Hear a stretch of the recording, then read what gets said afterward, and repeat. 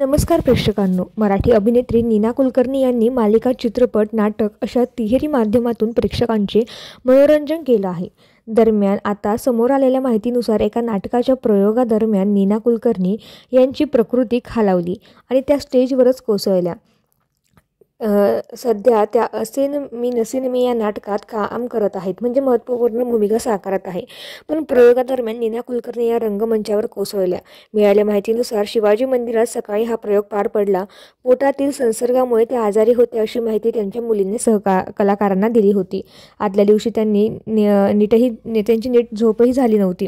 चेहऱ्यावर प्रचंड थकवा असूनही त्या सकाळच्या प्रयोगाला तयार होण्यासाठी मेकअप रूममध्ये गेल्या. आजारपण आणि चक्कर यामुळे बाकीच्यांनी हा प्रयोग रद्द करायचं असं ठरवलं होतं. पण समोर खुर्च्यांवर बसलेले प्रेक्षक पाहून नीनाताईंना त्यांचा हिरमोड होऊ द्यायचा नव्हता. मात्र प्रयोगादरम्यानच नीना कुलकर्णी यांना चक्कर आली आणि त्या रंगमंचावरच कोसळल्या. सगळेजण खूप घाबरले आणि पुढील प्रयोग रद्द केले. पण नीनाताईंनी हे मान्य नव्हतं. त्यांनी त्याही परिस्थितीत जे आहे त्या धीराने उभ्या राहिल्या आणि प्रेक्षकांना जे आहे ते निराशा होऊ दिली नाही.